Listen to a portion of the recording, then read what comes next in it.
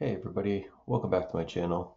This is Dustin coming back with um, an update for my Nekusar the Mindrazor deck. It's been a few months since I shared that um, deck list, and since then I've done quite a bit of changes to this, added quite a few new cards, and I decided that I wanted to replace the old video with the new.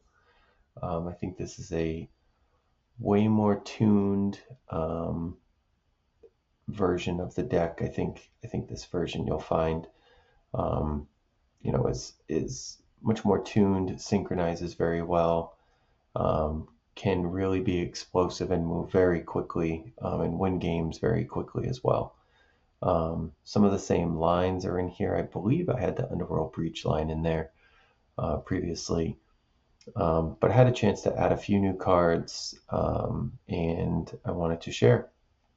So this will be my official Nekusar deck, that I'll post on there. So I'll probably remove my old deck tech and add this one. So um, again, I usually try to post my decks in on Moxfield. So please feel free, if it's easier for you, just go into the video description and I will have the Mox field available. And that's usually where I make all of my updates. So if I make small tweaks to the deck, I'm not going to make a whole new video. This one I just made a bunch of big changes, as well as I had a couple new cards I wanted to flex. So yeah, that's why. So anyway, start from the beginning. Nekusar the Mindrazor, 2 blue, black, red. It's for a 2/4 legendary zombie wizard that states at the beginning of each player's draw step, that player draws an additional card. Whenever an opponent draws a card, Nekusar deals 1 damage to that player. So we're making people draw cards when we're wheeling them, and they won't like us very much for it. All right, so we'll get started on the lands.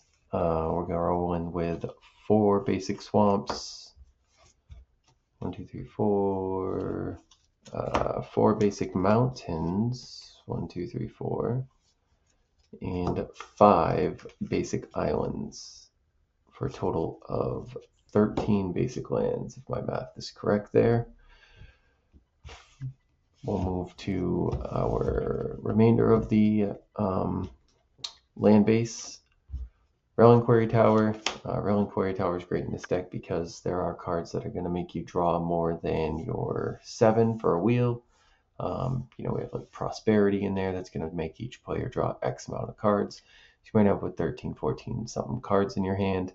Having all of that interaction available while you're trying to win the game can be very beneficial. There is free interaction in this deck where, um, Force of Will, Force of Negation, where, there's free interaction. I don't have a Fierce Guardianship in this deck yet. My only Fierce Guardianship that I have is actually in my zombie deck, which I just shared with everybody the other day.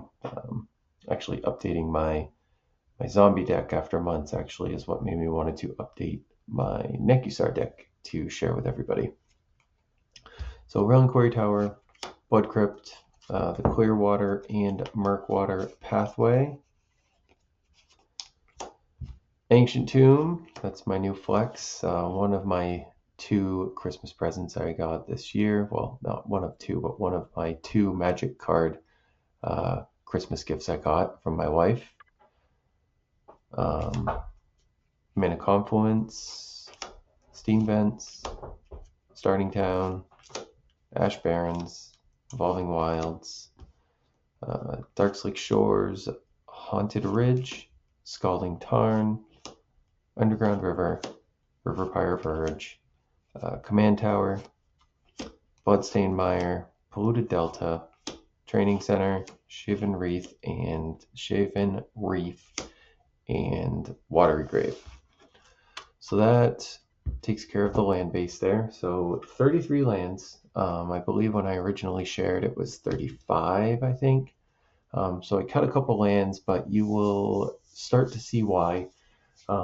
So this deck list here, it runs at about a 2.5 little over 2.5 converted mana cost, average converted mana cost. So this deck, it's, there's a lot of things that you can cast for 3 mana or less. So, I found with some of the mana rocks that are in this deck, 33 lands, I haven't found myself mana screwed too many times, to the point where I'm like, damn, I really need to add lands. Usually I'm able to hit my first 5 turns with a mana drop to at least get Nekusar out on the board. Either, hit my first couple land drops and pull a mana rock or something to help, you know, get me over the hump to get Nekusar out to then start drawing more and more cards. But there are so many things in this deck that will help you draw cards that if you are mana screwed on turn 3 or 4, you can always cast one of your wheels. Yeah, you might not punish for the wheel, but at least it'll help you get your mana up if you need it. So we'll start with the artifacts since we were talking about mana rocks. Lotus Petal, 0 drop for a tap and sack to add 1 color of any mana. Soul Ring, Mithril Coat for 3. It has flash, indestructible. When it enters the battlefield, attached to a target legendary creature you control, it gives that legendary creature indestructible. That's nice. Great protection for, Nekusar, or another card that a lot of people are going to want to get rid of in here is Sheoldred the Apocalypse, so protecting Shelly. Few other cards that I've added in here very well could use some protection from Mithril Coat. And what's great is it has flash, so if somebody tries to target, you can throw Mithril Coat on them. Throw the coat on them, make them nice and warm. Felwar Stone, chances are one of your opponents is going to be running either black, blue, or red. All of my pod mates and guys that I play with are almost always running at least black. One of my good friends, his favorite color is black. I feel like almost every one of his decks has black in it. So you'll at least be able to get something out of Felwar Stone, and it's an only 2 mana. It's only a 2 drop. Crystal of the Altar Cave or Chromatic Lantern, mana rock for 3, also helps with fixing your mana fixing. Lands you control have tap for mana of any color, and this rock also taps for 1 mana of any color as well. Isochron Scepter, Arcane Signet, that's from the Commander bundle from Avatar. Great set. Extremely good deal. I got mine for $90, and I think I had like $200 worth of cards out of it. Pulled a foil Teferi's Protection, a Deadly Rollick, and I think Worldly Tutor, and 2 Reflecting Lightning or whatever, Deflect Lightning. Yeah, I made out like a bandit with that one. Here's my big flex. This is the Grand Prix Chromox. This was my other Magic singles gift from my wife. Again, she got in touch with my friends to find out what cards I wanted. And they actually, I think it was I can't remember which printing of it that I was really looking for, that I had originally wanted. Hold on. So one I had originally wanted, thinking that I would never get this, too expensive. The Double Masters, that's what it was. I was like, oh, I really like the Double Masters one. That would be dope. And then I open up this, and yeah, I am very, very happy with this card. This is like my favorite card of all time. I love this card. So Chromox, 0 drop, imprint. When it comes into play, remove a non-artifact, non-land card from your hand or from the game, and you can tap it to add 1 mana of the imprinted card's color to your mana pool. So again, as I said, cut some lands, but added some mana rocks, and also the Ancient Tomb. So Lightning Greaves, it's a 2 drop to give your equipped creature haste and shroud. It's a 0 equip, which is great, so you can move it around as needed. Sensei's Divining Top, great card, especially for what's it called? Reforge the Soul. So Reforge the Soul has a miracle cost of just 1 and a red if it's the first card you drew that turn. So since Ace of Binding Top can help you put Reforge the Soul on top, and next turn you can draw it and only have to pay the 1 and a red to cast it for its miracle cost. Sensei's Font of Mythos, 4 colorless, for at the beginning of each player's draw step, that player draws 2 additional cards. And last, a 2-drop in Howling Mind at the beginning of each player's draw step. If it's untapped, that player draws an additional card. So, making your opponents draw more cards. Move to the enchantments because it's light. Underworld Breach. Actually, I don't think I had this printing of Underworld Breach when I did my last deck review. I got this out of an LCI set booster or play booster pack. Very, very sharp looking card. So for 1 and a red, each non-land card in your graveyard has escape. Escape cost is equal to the card's mana value plus exiling 3 cards, other cards from your graveyard. You exile that or sacrifice this at the beginning of your end step. Again, cheap wheels are in here. Winds of Change is for 1 red. You could punish the board, have a Nekusar or a Shieldred or Scrawling Crawler or Cataract Parasite on the board. And you can just cast that over and over again as long as you have something, you have enough things in your graveyard to exile. But within 2 or 3 recasts of it, if they have not interacted with it, the game's going to be over. You're going to take them out. You think 7 damage each time, 7, 14, 21, and if you played a few rounds, they're probably already pretty low on life. So Underworld Breach, that's kind of one way that you can, win the game quickly in 1 turn, essentially. Back to the enchantments. Forced Fruition. Again, I haven't had a chance to play this in a game against someone.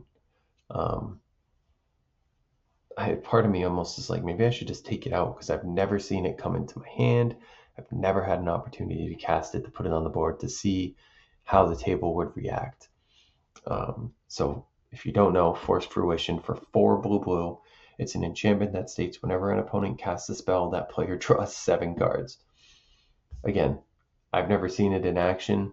I would love to. I think it would be funny to see everybody's reaction and to the engagement and the interaction with this being casted, how quickly, people would panic, especially if I had a Shieldred or Nekusar on the board and they're taking 7 damage each time.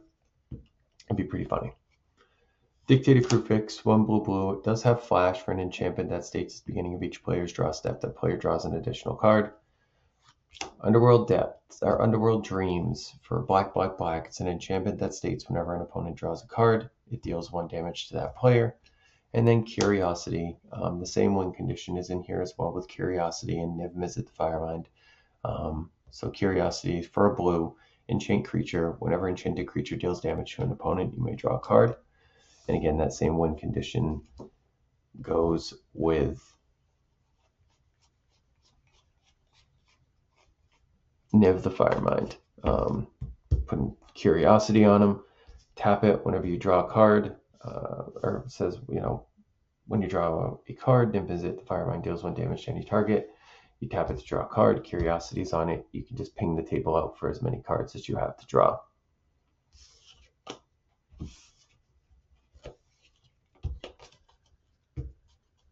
Enchantments, we'll move to our sorceries first, and then we'll go to instants and creatures.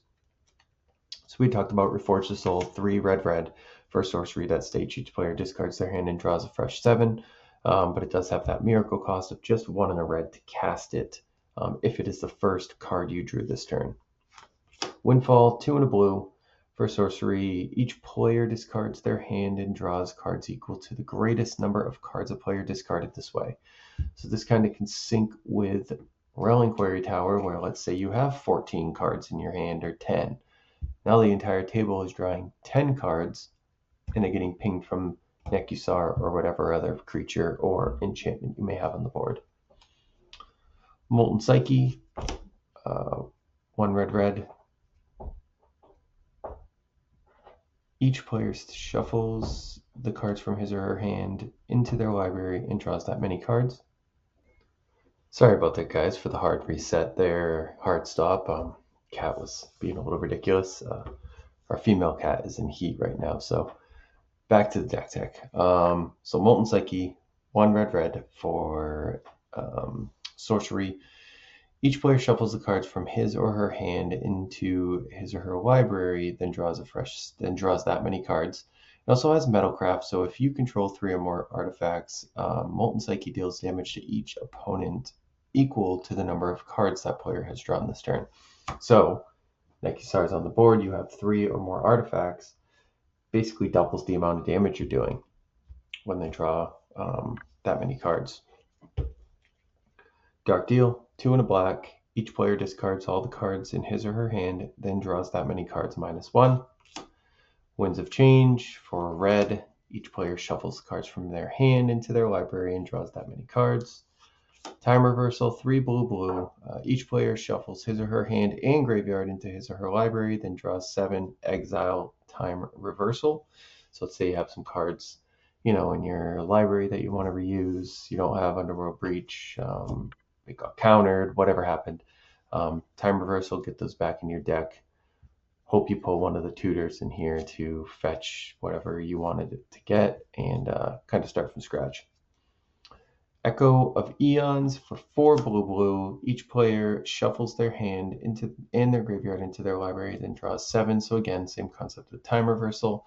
However, with this, it has Flashback for 2 and a blue to cast it from your graveyard.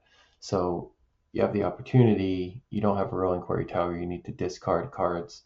You can discard it and cast it from your graveyard. So that's really, I put it in here with the intention of it coming from my graveyard, discarding it, casting it for the 2 and a blue instead of the 4 blue.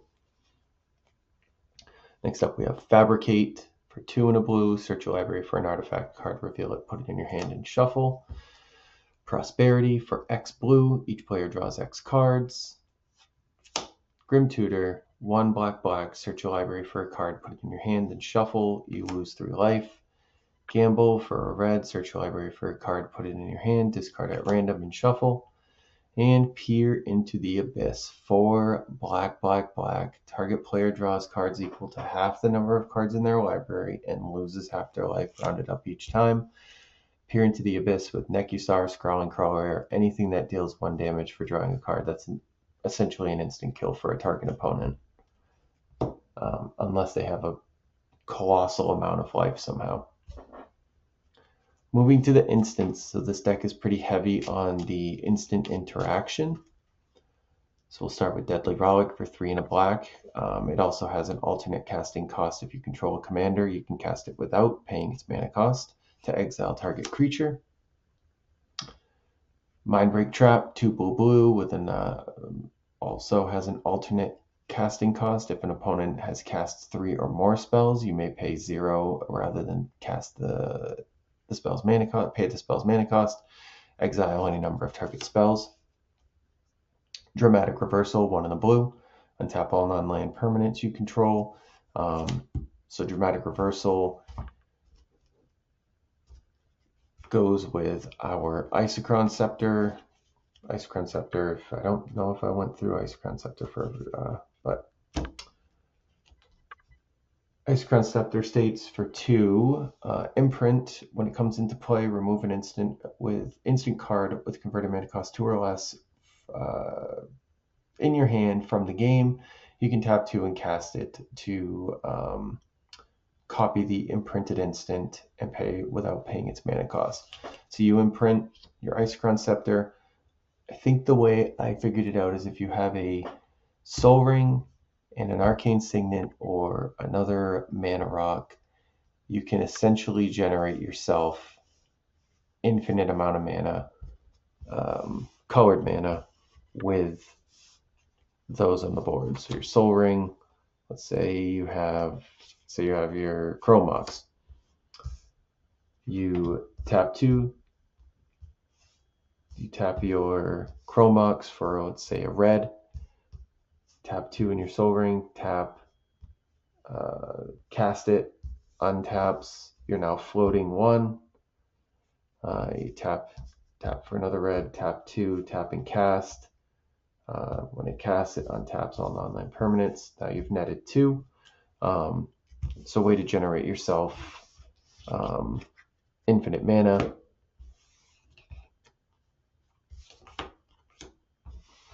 And again, if I've might be speaking this wrong or in the wrong order or saying it incorrectly, so please feel free to correct me in the comments. I am still learning this game. So yeah, if I'm describing the steps to this wrong, definitely correct me, and I would appreciate that. Mental Misstep, for counter target spell with mana value 1. So Mental Misstep, you can tap a blue or 2 life to cast a Mental Misstep. You cast a counter spell for 2 blue, or for blue. Arcane Denial for 1 in the blue. Counter target spell. Controller may draw up to 2 cards at the beginning of the next turn's upkeep. You can draw at the beginning of the next turn's upkeep. Negate for 1 in the blue. Counter target non-creature spell. Force of Will. 3 blue. You may pay 1 life and exile a blue card from your hand rather than pay the spell's mana cost. Counter target spell. Brain Freeze for 1 in the blue. Target player puts the top 3 cards of his or her library into his or her graveyard with Storm.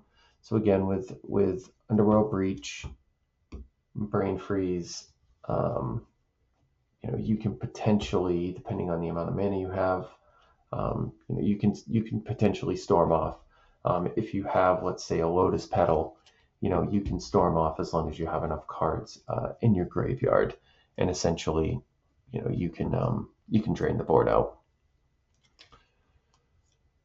Wheel and Deal, 3 in a blue. Any number of target opponents each discard their hands and draw 7. You also draw a card from Wheel and Deal. Swan Song, blue, counter target enchantment, instant, or sorcery. They create a 2/2 bird. Mystical Tutor, search your library for an instant sorcery, reveal it, put it on top. So again, circle back to the Miracle card, to our Reforge the Soul. You need a quick, cheap wheel. Go fetch your Reforge the Soul, put it on top. You can cast it for its Miracle cost for just a 1 and a red. Dispel for a blue, counter instant spell. Dark Writ for a black, add 3 black. Force a negation, 1 blue. Alternate casting cost if it is not your turn, which is a big thing that I messed up one time and actually lost a game because I forgot to read. Reading the card explains the card. But if it is not your turn, you may exile a blue card from your hand rather than pay the spell's mana cost. Counter target non-creature spell. If that spell is countered that way, exile it instead of putting it in graveyard. Deflecting Swat, 2 in a red. Alternate casting cost. If you control your commander, you can cast it without paying its mana cost. Choose new targets for target spell or ability. Mana Drain, blue to counter target spell at the beginning of your next main phase. Add the amount of colorless mana equal to that spell's mana value. Vamp Tutor for a black, search your library for a card, shuffle, put it on top, lose 2 life. Psych Rift, 1 in the blue, return target non-land permanent to owner's hand with the overload cost for 6 in a blue to return all opponents' non-land permanents. Lastly, we will get over to our creatures. So we already talked about Niv Mizzet the Firemind, but briefly we'll go back. So 2 blue, red for a 4/4 legendary dragon wizard with flying that states whenever you draw a card, Niv Mizzet the Firemind deals 1 damage to any target. You can tap it to draw a card.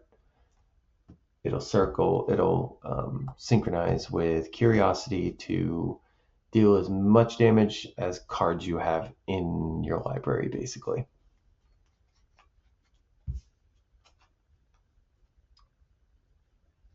Because it will just continue the cycle of dealing it. Curiosity does give you the may draw a card option. So if you don't have enough to clean the whole table out and let's say you do have Reliquary Tower, you could draw 70 cards, take out 2 opponents. Now you have 70 cards in your hand, and you have one opponent left. And now you can try to finish the game out a different way with 70 cards in your hand and plenty of engagement and interaction to use. Whirlpool Wizard, 2 and a blue. When it comes into play, shuffle the cards from your hand into your library, then draw that many cards. It also has a ability, tap a red and sack it. Each player shuffles cards from his or her hand into their library, then draws that many cards. The one thing with Whirlpool Warrior is her ability is not a tap ability. So when you play her, you can immediately tap the red and sack her to use that wheel ability. Fairy Mastermind, 1 in the blue for a 2/1 fairy rogue with flash and flying. That states whenever an opponent draws their second card each turn, you draw a card. You can tap 3 in a blue for each player to draw a card. As we know with Nekusar, all your opponents are going to be drawing a second card each turn, so that just gives you more card draw to feed your hand more. VV, everybody loves VV. So this is a new ad in here as well. So 1 blue red for VV, 0/3 legendary wizard with the 0 ability to add X mana of any combination of red or blue, where X is this power. It can only be activated once. Whenever you cast a non-creature spell, put a +1/+1 counter on VV, and it deals 1 damage to each opponent. Cast Dissident Mage for 1 blue black red for a legendary 3/4 human wizard with flying. That states during each of your turns you may cast an instant or sorcery spell from your graveyard. If a spell was cast this way, it would be put into your graveyard to exile it instead. So recursion for those instants and sorceries that you cast. Nightscape Familiar for 1 in the black for a 1/1 zombie. That states blue spells and red spells you cast cost 1 less to cast. It also has Regenerate, but I can't foresee that being used very frequently.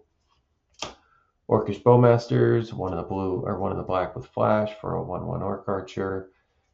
When it enters the battlefield, and whenever an opponent draws a card except the first one they draw in each of their draw steps, it deals 1 damage to any target, then you amass Orcs 1.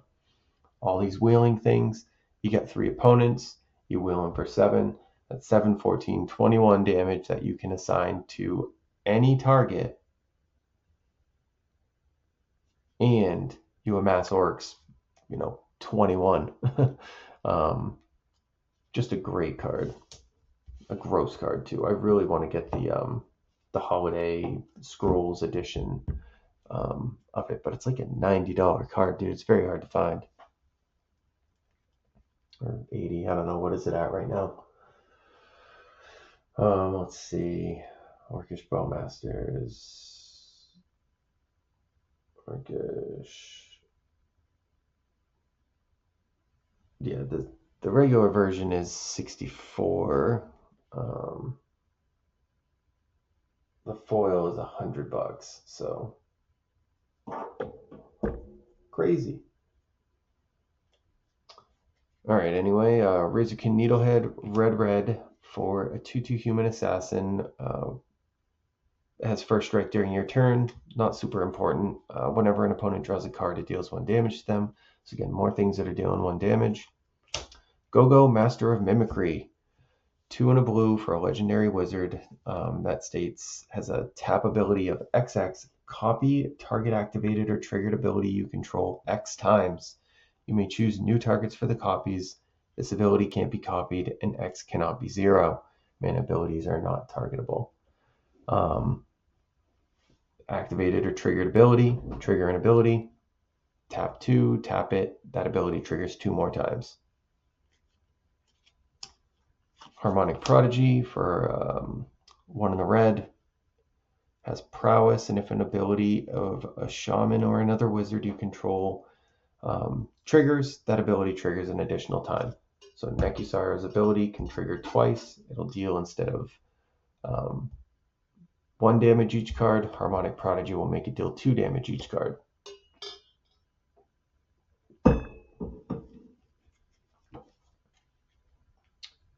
Jace's Archivist for 1 blue. 2/2 wizard with a tap ability of tap a blue and tap the Jace's Archivist. Each player discards his or her hand, draws cards equal to the greatest number of cards a player discarded this way.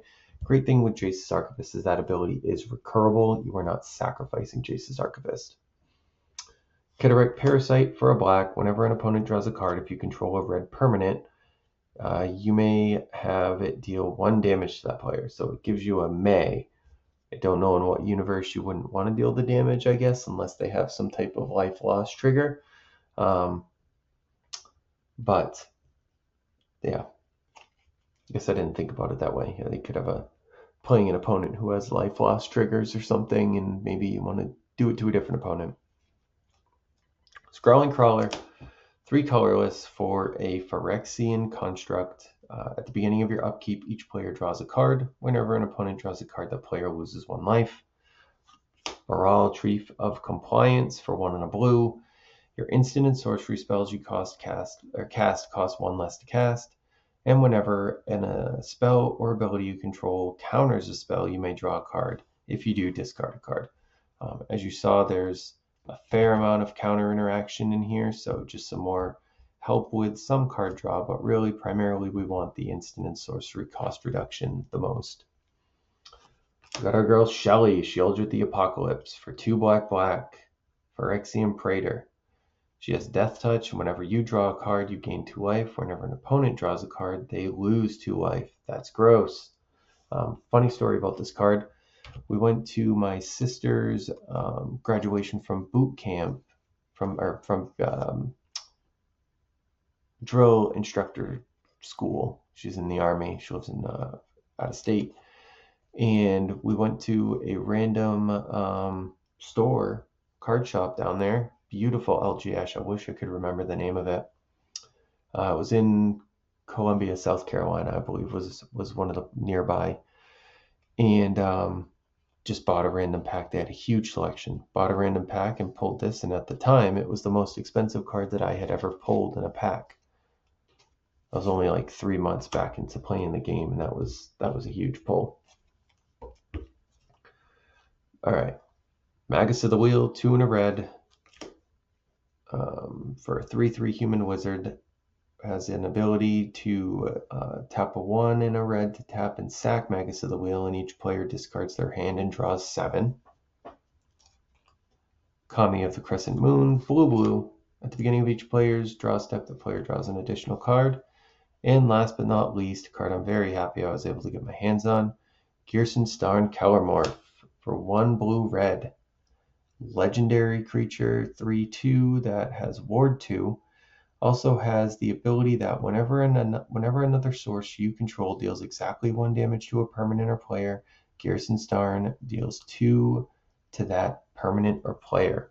So, if you recall, we have quite a few things that can deal 1 damage, exactly 1 damage, to an opponent for drawing a card.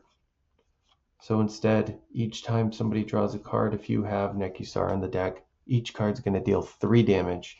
You have, Cataract Parasite on the board and Nekusar.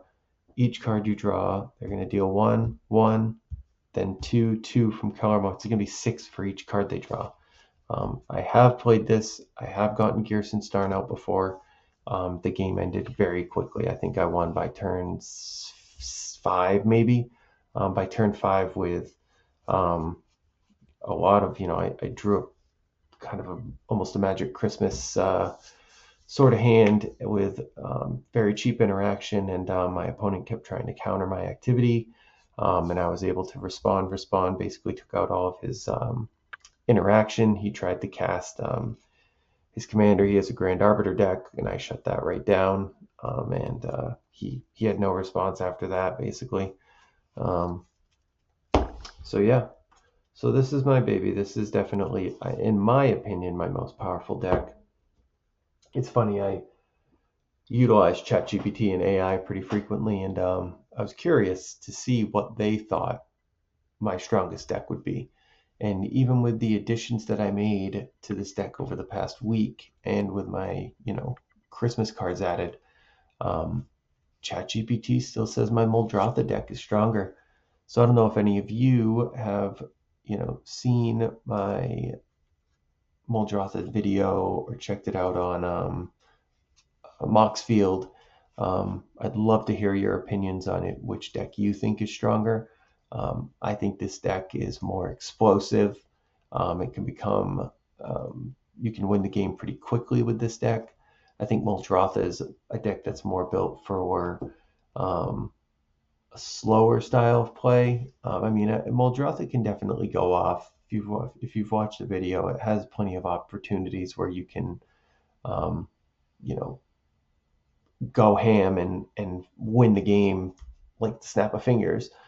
Um, but Muldrotha, and from my playing experience, aside from the win con, with Kinnan and Walking Ballista and um, Basalt Monolith, aside from that, usually I go wide. My creatures get big. I either throw down a Pathbreaker Ibex or um, um, a Crater Hoof Behemoth or something. All of a sudden I got a bunch of monster creatures with trample, and then I just, swing out for a ton of damage. Um, that's primarily how my wins have gone with Muldrotha. It's usually I'm fishing for an Exsanguinate win or the Walking Ballista win.